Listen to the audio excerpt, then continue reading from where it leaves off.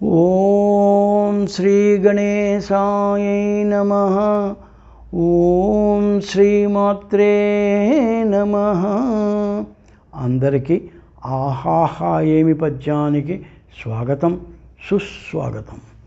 ఈరోజు మనం కవయిత్రి మొల్ల రాసిన రామాయణం, మొల్ల రామాయణం అనేటువంటి కావ్యంలోని ఒక పద్యాన్ని చూద్దామా.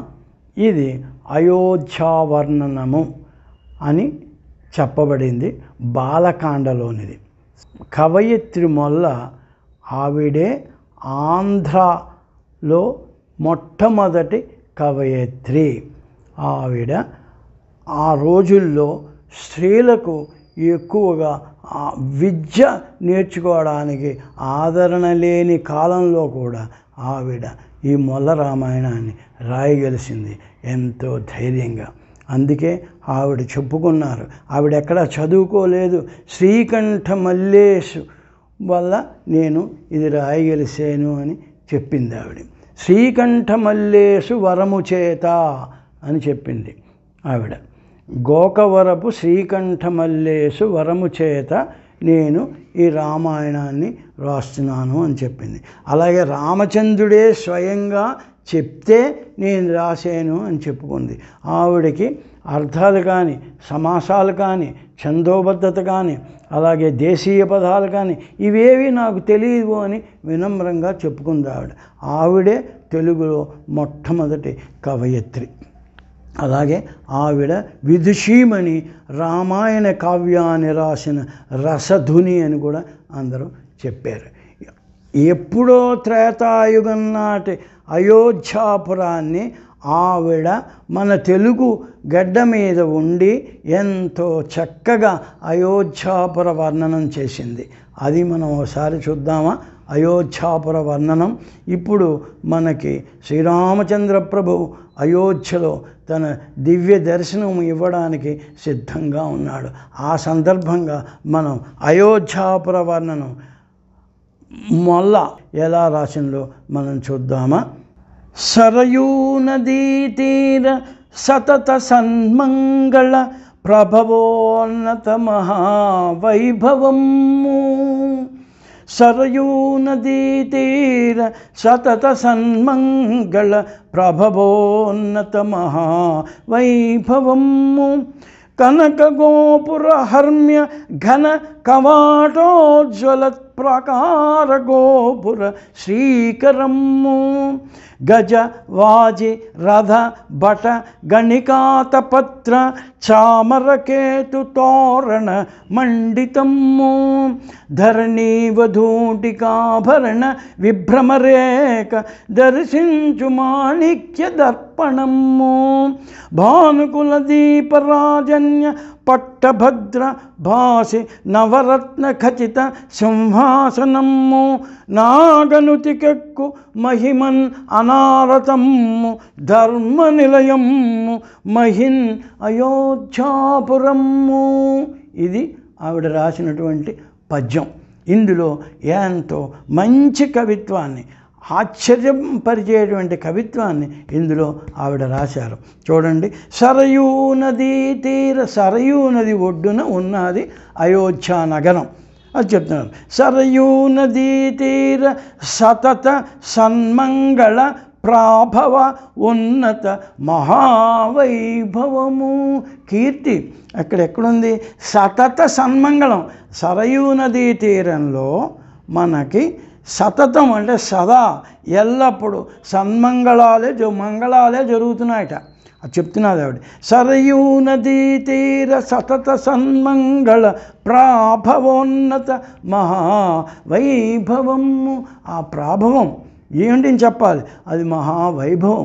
ఆ కీర్తి, అక్కడ జరుగుతున్నటువంటి ఆ కీర్తి గొప్పతనం ఏమిటి, అది చాలా వైభవంగా ఉందట.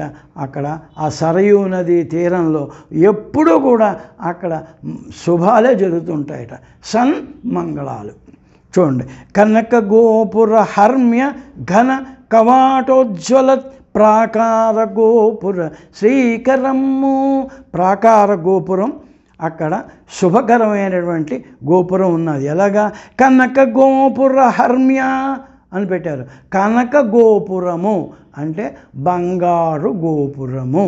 కనక గోపుర హర్మ్య అంటే భవనాలు.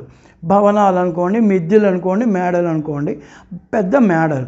ఆ మేడలన్నీ కూడా కనక గోపుర బంగారు గోపురాలతో ఉన్నాయి. అక్కడ ఉన్నటువంటి భవంతులన్నీ కూడాను కనక గోపుర హర్మ్య ఘన కవాటోజ్వల తలుపు.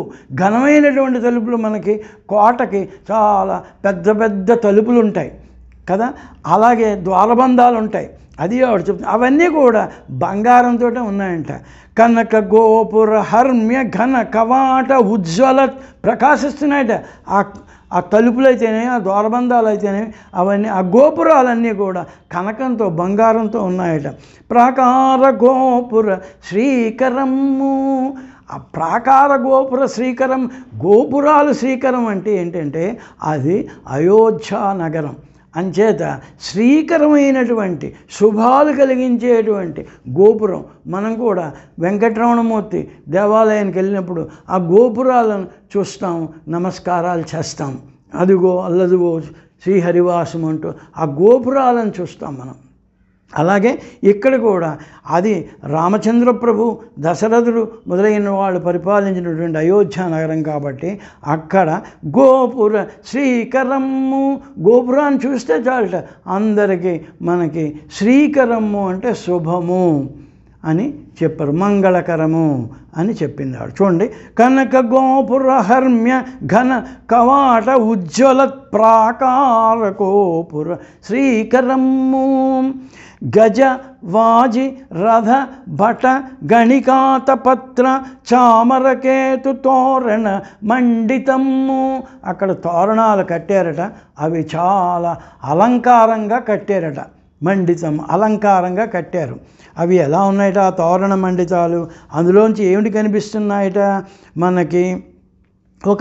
ఒక రాట కట్టామనుకోండి, రాటకి మనం తోరణాలు కడతాం. ఇటో రాట అటో రాట పెట్టి మనం తోరణాలు కడతాం కదా, మామిడి తోరణాలకి. అలాగే అక్కడ అయోధ్యాపురంలో ఒక తోరణాలు కట్టారట. కేతు అంటే ఒక పిడిలాడిది పెట్టి, ఒక రాటలాడిది పెట్టి వారు తోరణాలు కట్టారట. అందులోంచి ఏమిటి కనిపిస్తున్నాయంటే గజ అంటే ఏనుగులు, వాజి అంటే గుర్రాలు, రథాలు, భటులు, సైనికులు, సేవకులు, గణికాత పత్ర. గణిక అంటే పరిచారకులు, సేవకులు అనే అర్థం ఇక్కడ చెప్పుకోవాలి. గణిక ఆతపత్ర అంటే వారందరూ కూడా అక్కడ సేవలు చేసేవారు. వారు కూడా ఆతపత్ర అంటే గొడుగులు లేక ఆ గొడుగులు పట్టుకుని ఉన్నారు.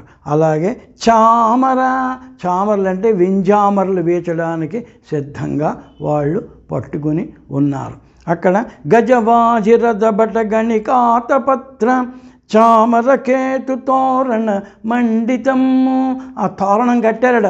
అందులో చూస్తే ఏనుగులు, గుర్రాలు, రథాలు అన్నీ కనిపిస్తున్నాయట. ఎంతో శుభప్రదమైనటువంటి మంగళకరమైనటువంటి ఆ తోరణాలు కట్టారట. అందులోంచి ఇవన్నీ కనబడుతున్నాయంట. ఇక్కడ మాత్రం కవయత్రి మొల్ల ఎంతో చక్కగా రాసిందో చూడండి. ధరణీ వధూటికాభరణ విభ్రమరేఖ దర్శించు మాణిక్య దర్పణము అని రాశారు. ఇక్కడ చూడండి, ధరణీ వధూటి అంటే భూమి తాలూకా కూతురు. ఎవరండి భూమి తాలూకా కూతురు? సీతాదేవి, జానకీదేవి. ఆవిడ ఆభరణాలు పెట్టుకున్నదట. అవి చాలా ప్రకాశిస్తున్నాయి, విభ్రమం గొలుపుతున్నాయి, ఆశ్చర్యం గొలిపిస్తున్నాయి, మిరుమిట్లు గొలుపుతున్నాయి. ఆవిడ ధరించినటువంటి నగలు దానికి ఏమి చెప్తున్నారు ఆవిడ? ధరణీ వధూటికాభరణ విభ్రమరేఖ దర్శించు మాణిక్య దర్పణము. ఒక మాణిక్యం లాంటి అద్దం ఉందిట. ఆ అద్దంలోని ఇవన్నీ కనబడుతున్నాయట.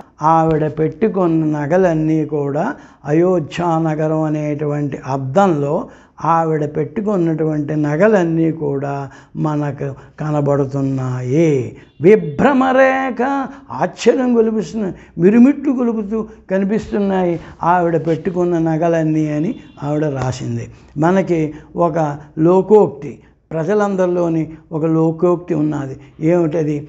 జనక మహారాజు పెట్టుకున్న నగలకే ఆవిడ మెడలో చోటు లేదంట. ఇంకా దశరథ మహారాజు పెట్టిన నగలు ఎక్కడ పెట్టుకుంటుంది సీతాదేవి అని మనకి ఆర్యోక్తి ఒకటి ఉంది ప్రజలందరిలోని.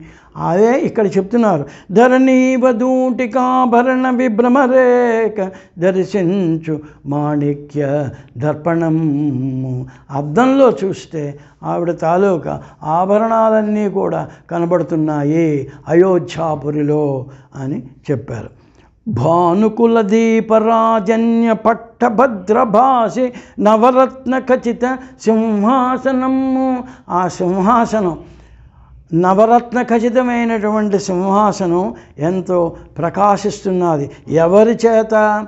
భానుకుల దీపరాజన్య పట్టభద్ర. భానుకులం అంటే సూర్యవంశం రాజులతోటి అది. భానుకుల దీప అంటే కాంతి. మనకి సూర్యవంశ రాజులతోటి ఆ నవరత్న ఖచిత సింహాసనము భాసిల్లుతున్నది అని చెప్పారు.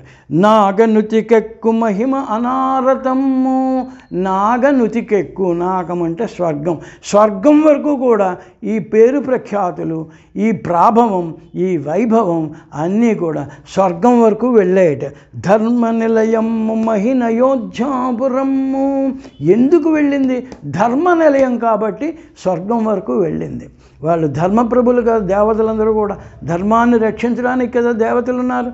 అందుకని ఇక్కడ చెప్తున్నారు అయోధ్యాపురి వైభవం అంతా కూడా, కీర్తి అంతా కూడా స్వర్గలోకం వరకు వెళ్ళిందట. నా కన్నుది ఎక్కువ మహిమన అనారతము ధర్మ నిలయము మహినయోధ్యాపురము. ఈ భూమిలో అయోధ్యాపురం ధర్మ నిలయం. దాని పేరు, ప్రఖ్యాతి, వైభవం, ప్రాభవం, మహిమ అన్నీ కూడా స్వర్గం వరకు వెళ్ళేయి అని అర్థంలో ఆవిడ అయోధ్యాపురాన్ని వర్ణించింది. ఈ పద్యం మీకు నచ్చినట్టయితే షేర్ చేయండి, లైక్ చేయండి, సబ్స్క్రైబ్ చేయండి. మళ్ళీ మరో పద్యంలో కలుద్దాం. అందరికీ నమస్కారం.